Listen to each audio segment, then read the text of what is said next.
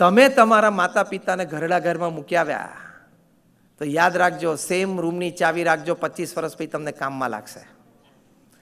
તમારા સંતાનો શીખશે કે અચ્છા માતા પિતા 70-80 વર્ષના થાય એટલે પેલી આપણી બાલ્કનીમાંથી પેલું જે દેખાય છે ને પાલઘરમાં, ત્યાં મૂકી આવવાના હોય. આજે તમે યંગ એજમાં છો ને એનર્જીમાં છે એટલે તમને એ કક્ષાની ખબર નથી અથવા તો એ પરિસ્થિતિની. ઘટપણ તો બધાને આવવાનું છે ને. તમે તમારા માતા પિતા કે સાસુ સસરાને જે રીતે ટ્રીટ કરો છો, remain ready for the same treatment with compound interest. ક્રમ છે દુનિયાનો, કર્મનો સિદ્ધાંત લાગુ પડે જ છે, આવશે જ માથા ઉપર. માતા પિતાને તો ઘરે રાખીને સેવા કરવાની હોય, એ આપણી સંસ્કૃતિ અને સંસ્કાર છે. પ્રમુખ સ્વામી મહારાજને ન્યુયોર્ક એરપોર્ટ ઉપર એક પત્રકારે પૂછેલું કે ઘરડા ઘરની સંસ્કૃતિ આપણી નથી, છતાં ઘરડા ઘર આટલા બધા ઊભા થઈ ગયા છે અને સમાજમાંથી કાઢી નાખવા હોય તેની માટેનો શું ઉપાય છે?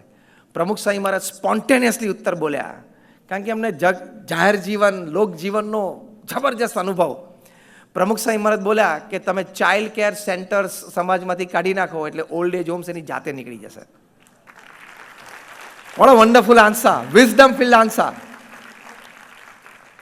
એ જ પત્રકારે પ્રમુખ સ્વામી મહારાજને પૂછેલું, તે વખત આઈ એમ ટોકિંગ ઓફ 1996-98 હશે, કે આ ઇન્ટરનેટ છે, કમ્પ્યુટર છે, એ આશીર્વાદ છે કે શ્રાપ છે? સ્પોન્ટેનિયસલી પ્રમુખ સ્વામી મહારાજે ઉત્તર આપ્યો કે વિવેકથી વાપરે તો આશીર્વાદ છે, વિવેક ચૂકી જાય તો શ્રાપ છે. આને શું કહેવાય? Information converted into knowledge and knowledge converted into wisdom. આને શાણપણું કહેવાય. આવી રીતે આપણે જીવવું જોઈએ. તો ફેમિલી વેલ્યુઝની વાત છે. ત્રીજી એક વાત જે આપણો ધર્મ આપણને શીખવાડે છે અને આપણા ધર્મની રક્ષા માટે આપણે કરવું જ જોઈએ, સંસ્કૃતિ અને સંસ્કારની રક્ષા માટે, ધ હેબિટ ઓફ ગિવિંગ. આપવાની વૃત્તિ હંમેશા જીવનમાં રાખવી. આપણને તો ખબર છે ને બધાને કે આપણે આપણું બેંક એકાઉન્ટ ભેગું લઈ જઈ નથી શકતા, ખબર છે ને? અને તમારે દાંતમાં પેલી જે કેપ કરેલી હશે ને મેટલની, ગોલ્ડની અંદર, એ પણ છેલ્લે રૂમ બંધ કરીને તમારું મોઢું પોળું કરીને પથ્થરો મારીને ડિસમિસથી કાઢી લેવામાં આવશે, ખબર છે ને? નકમ અંદર અગ્નિ સંસ્કારમાં સળગી જાય એની કરતા કશું જ સાથે નથી આવતું. Nothing, nothing and nothing. આપણે આપણી વ્યવસ્થા માટે ચોક્કસ આપણે ધન એટલું રાખવું જોઈએ, વ્યવસ્થા રાખવી જોઈએ, પણ સામાન્ય મનુષ્ય કરતા, આવું વાક્ય વારે વારે when I talk to businessmen and professionals I tell them, સામાન્ય મનુષ્ય કરતાં આપણને બધાને ભગવાને થોડુંક તો વિશેષ આપ્યું છે, હા કે ના? એ જે વિશેષ આપ્યું છે ને એ ભગવાને એ વિશ્વાસથી આપ્યું છે, આપણા પ્રારબ્ધને આપણને એ વિશ્વાસથી આપ્યું છે, કુદરતે આપણને એ વિશ્વાસથી આપ્યું છે કે આમાંના 5-10% જે વિશેષ આપ્યું છે એમાંના 5-10% તું સમાજ માટે, સેવા માટે અને ભગવાન માટે વાપર, ધર્મ માટે તું વાપર. એ ના વાપરીએ તો ભગવાનને એમ લાગે કે I selected the wrong character, man I got fool. ભગવાનને એમ થાય કે અમે ખોટું કેરેક્ટર સિલેક્ટ કર્યું, આને મેં આટલું ધન આપ્યું હતું, આ તો હારું બધું બેંક એકાઉન્ટમાં ભરી રાખે છે, સમાજ માટે ધર્મ માટે કંઈ વાપરતો જ નથી, આ ખોટું કેરેક્ટર સિલેક્ટ થઈ ગયું. એવું ભગવાનને ના થાય એવું આપણે ધ્યાન રાખવું જોઈએ. ત્યાં તો તમે જેટલું આપો તો તમને અસંતોષ. અમે અમારી આખી લાઈફ આપી દીધી તોય પણ અમને હજી સંતોષ નથી કે આપણે હજી જેટલું કરવું જોઈએ લોકોની ભલાઈ માટે અથવા ભક્તિ માટે, ભગવાન માટે, ધર્મ માટે, એ જે આપણે નથી કરી શકતા. તો આપણા સત્શાસ્ત્રોમાં એક આદેશ છે ગિવિંગ માટે કે તમારા નફાનો 10% તમારે સેવામાં આપવું જ જોઈએ.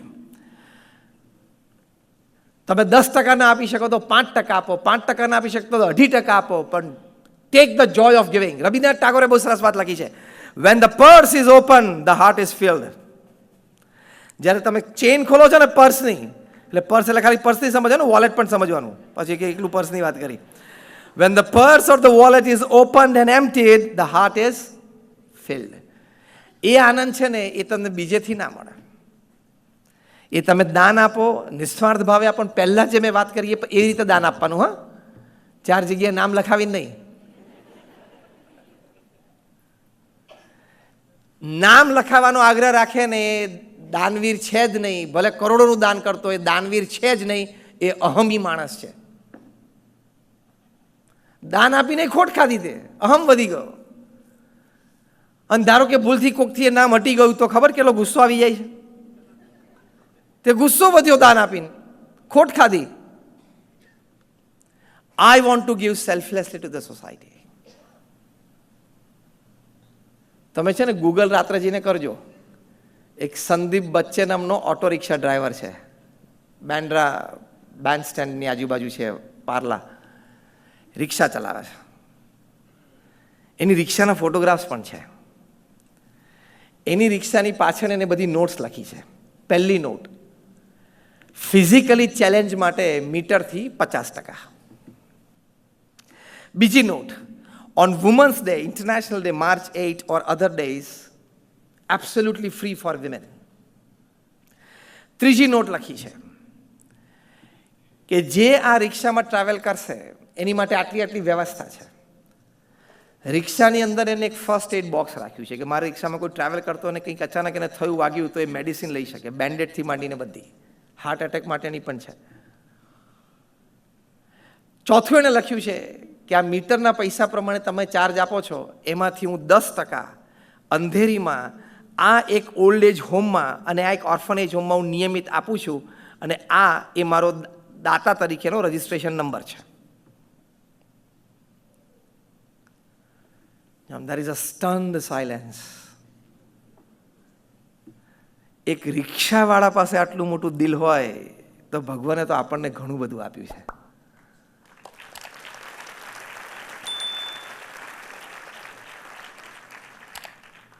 The joy of giving. પ્રેમથી આપવું. 2001માં ભુજમાં, કચ્છમાં ભૂકંપ આવેલો, તમને બધાને તો ખ્યાલ હશે. 26 જાન્યુઆરી 2001 સવારે 8:45 વાગે ભૂકંપ આવેલો અને ડેવાસ્ટેટિંગ અર્થક્વેક હતો. છેક સ્ટ્રીક એની ક્રેક ચાલેલી, લાઈન ચાલેલી, વાંકાનેર મોરબી થઈને અમદાવાદ સુધી, માનસી ટાવર અમદાવાદ સુધી ચાલેલી. પ્રમુખ સ્વામી મહારાજે તરત ભુજ અમારા BAPS સ્વામીના મુન્દ્રા રોડ ઉપર અમારું મંદિર છે ત્યાં ફોન કર્યો કે આપણું મંદિર પડી ગયું છે કે ઊભું છે, શું છે પરિસ્થિતિ? એટલે એને કહ્યું કે સ્વામી ઊભું છે. પ્રમુખ સ્વામી મહારાજે સંતોને આદેશ કર્યો કે તાત્કાલિક રસોડું ચાલુ કરો, હમણાં 3 કલાક પછી લોકો જમશે ક્યાં?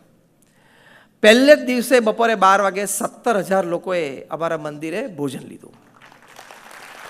પ્રમુખ સ્વામી મહારાજને આ રિપોર્ટ મળ્યો. પ્રમુખ સ્વામી મહારાજે કહ્યું રસોડું ચાલુ રાખો, અને પ્રમુખ સ્વામી મહારાજે ત્યાંથી આશીર્વાદ મોકલ્યા. એટલે અમારી સેન્ટ્રલ ઓફિસથી આશીર્વાદ ગયા. એટલે એ જ દિવસે સાંજે 10 વાગ્યા સુધીમાં અમારા 1500 વોલેન્ટિયર્સ ભુજ પહોંચી ગયા. પ્રમુખ સ્વામી મહારાજે કહ્યું કે હું અનાજ સામગ્રી મોકલું છું અમદાવાદથી, બરોડાથી, બોમ્બેથી, તમે રસોડું ચાલુ રાખો. ચોથા દિવસે 30મી જાન્યુઆરી 2001 આ કચ્છ ભૂકંપ વખતે પ્રમુખ સ્વામી મહારાજે અહીં મુંબઈથી મુન્દ્રા પોર્ટ ઉપર 800 ટનનું વેસલ જીવન જરૂરિયાત વસ્તુનું મૂકી દીધું. અમે ડિસ્ટ્રીબ્યુશનમાં હતા એટલે અમે આ પ્રત્યક્ષ જોયેલું છે. અમે એક જ અઠવાડિયામાં કચ્છના 509 નાના મોટા ગામો અને લોકેલિટીઝમાંનું ડિસ્ટ્રીબ્યુટ કર્યું. એટલે કે રિલીફ કિટ્સ બધી ડિસ્ટ્રીબ્યુટ કરી. અને 8 મહિના સુધી આ રસોડું ચાલ્યું. ભુજમાં ચાલ્યું, અંજારમાં ચાલ્યું, ભચાઉમાં ચાલ્યું. આ બધી જગ્યાએ હું પણ 10 મહિના રહેલો 2001માં. આ બધી જ જગ્યાએ થઈને રોજના 55 થી 75,000 લોકો જમતા 10 મહિના સુધી. રિલીફ કિટ અમે જે બનાવ્યું, હું કહું છું જોય ઓફ ગિવિંગ, આપવાની આપણે વાત ચાલે છે. એ વખતે ઇઝરાયલ આર્મીની ઇઝરાયલ ડિઝાસ્ટર મેનેજમેન્ટ ટીમ આવેલી કચ્છમાં. 167 જણાની ટીમ હતી. They were in their army uniforms. એનો હેડ હતો મિસ્ટર શોલોમ. એ જુદા જુદા કેમ્પ ઉપર ફરતા હતા કે કોણ શું એક્ટિવિટી કરે છે. હી કેમ ટુ અવર કેમ્પ અને એમને પહેલું આશ્ચર્ય થયું કે તમે હોટ ફ્રેશ મિલ્ક સર્વ કરો છો. કુદરતી આફતોમાં તો પેલા પ્લાસ્ટિકની કોથળીમાં 5 થેપલા અને 2 મરચાં બંધ કરીને સીલ કરીને આપવા માંડવાનું હોય, અને ક્વિકલી તો એ જ થાય, ત્યારે યોગ્ય છે. પણ તમે ફ્રેશ એન્ડ હોટ મિલ્ક સર્વ કરો છો, એને બહુ આશ્ચર્ય થયું. પછી એમના આખું કિચન જોયું, એમને આશ્ચર્ય થયું. એમને કહ્યું કે અમે તો ઘણું બધું બ્રેઇન સ્ટોર્મિંગ સેશન કર્યું છે, અને અમારી આ ટીમે તો ડિઝાસ્ટર મેનેજમેન્ટ ઘણા બધા દેશોમાં કર્યું છે, અમને આઈડિયા જ નથી આવ્યો. Vote else do you do? એટલે અમે લોકોએ એમને રિલીફ કિટ બતાવી. તો કે કેન આઈ સી? હવે રિલીફ કિટમાં તો શું હોય? હસબન્ડ વાઈફ એના દીકરા દીકરી થઈને 4 જણા માટે એક જ કપડાની જોડ હોય. એ 4 જણાના ફેમિલીને અઠવાડિયું ચાલે એટલું રાશન હોય, એટલું હોય રિલીફ કિટમાં. એમણે કાઢ્યું ને એમાંથી હેર ઓઇલની ડબ્બી નીકળી, એમાંથી કોમ્બ નીકળ્યો, અને એમાંથી નેલ કટર નીકળ્યું. એટલે મિસ્ટર શોલમ કે વોટ ઇઝ ધીસ? અમે કહ્યું કે આ નોર્મલી ના હોય, normally this is not in the relief kit. પણ અમારા ગુરુ પ્રમુખ સ્વામી, એ વખતે પ્રમુખ સ્વામીની ઉંમર 81 વર્ષની હતી, અને રોજ રાત્રે 10:30 થી 11:30 1 કલાક કચ્છમાં રિલીફ એક્ટિવિટીઝનો રિપોર્ટ એ ફોન ઉપર લેતા અને ઇન્સ્ટ્રક્શન્સ આપતા. પ્રમુખ સ્વામીમાંથી કહ્યું કે આટલા વખતથી, આટલા દિવસોથી અહીંયા કચ્છમાં ભુજમાં અત્યારે ભૂકંપ આવ્યો છે, લોકો નાયા નથી, તો લોકો ખાલી માથામાં તેલ નાખીને ઓળશે ને તો એને થોડું ફ્રેશ લાગશે. લોકોએ નખ નહીં કાપ્યો તો ખાવાની મજા નહીં આવતી, એટલે નેલ કટર મૂકો. અમે કહ્યું કે સ્વામી ઘણા બધા લોકોએ તો ગામડામાં નેલ કટર વાપર્યા નહીં હોય, નેચરલ નેલ કટર જ ઉપયોગ કરતા હશે. પ્રમુખ સ્વામી મારે કે ના મૂકો. પછી બધાને એમ લાગ્યું કે જ્યાં ફોન લાંબો ચાલશે ને તો આખી ઘર વખરી આ કીટમાં આવી જવાની છે. મિસ્ટર શોલોમે તરત અમને પૂછ્યું, can I see his picture? એટલે મેં એમને પ્રમુખ સ્વામી મારો ફોટોગ્રાફ દેખાડ્યો. તો આ તો પાછા બધા બુદ્ધિ પહેલી ચાલે ને, પહેલી બુદ્ધિ ચાલે. મિસ્ટર શોલોમે મને પૂછ્યું કે ફ્રોમ વિચ યુનિવર્સિટી પ્રમુખ સ્વામી હેઝ ડન હિઝ MBA? કારણ કે આપણા કોન્સેપ્ટ એમ જ છે કે MBA થયેલો એને સારા સારા વિચારો આવે છે ને. મેં કહું પ્રમુખ સ્વામી ઇઝ 5th સ્ટાન્ડર્ડ પાસ. મને કે વોટ આર યુ ટોકિંગ? મેં કહું યસ. તરત એમને એમના કલીગ્સને કીધું, 5-6 જણા જે અમારા કેમ્પ ઉપર આવેલા, કે why did he get such feelings of giving and why we not? પછી એમણે પોતે જ ઉત્તર આપ્યો કે we work from the head, he is giving from the heart. આપણે આપવામાં પણ બુદ્ધિ લગાડીએ છીએ. આપવામાં તો હૃદય વાપરો, આપવામાં તો હૃદય વાપરો. અને પછી અમે કચ્છ જિલ્લામાં રિહેબિલિટેશન પ્રોગ્રામ કર્યો. BAPS સંસ્થાએ 2001માં, એટલે આજથી 24 વર્ષ 23 વર્ષ પહેલાં 9 ગામ દત્તક લીધા. ઉખડમોરા ને બધા ગામો અમે દત્તક લીધા. એ 9 ગામોમાં અમે 1500 ઘર બાંધી આપ્યા 2003ની શરૂઆત સુધીમાં. આપણા માનનીય પ્રધાનમંત્રી શ્રી નરેન્દ્ર મોદી પણ ઉદ્ઘાટનમાં ઘણી વખત, એટલે મુખ્યમંત્રી હતા પણ આવેલા. 1500 ઘર અમે ફ્રી બાંધીને લોકોને આપી દીધા. બીજા 42 ગામોમાં, કોઈ ગામમાં પાણીની ટાંકી, કોઈ ગામમાં PHC એટલે પબ્લિક હેલ્થ સેન્ટર, કોઈ ગામમાં સ્કૂલ એ રેનોવેટ કરી આપી. કેટલા બધા લોકો પ્રમુખ સ્વામી મહારાજ પાસે હતા કે સ્વામી આ ભૂકંપની પરિસ્થિતિમાં તમે અમને સાચવ્યા. પ્રમુખ સ્વામી મહારાજ એક જ વાક્ય બોલતા હતા, ભગવાને સાચવ્યા છે, નિમિત્ત જેને બનાવ્યા. તો જોય ઓફ ગિવિંગ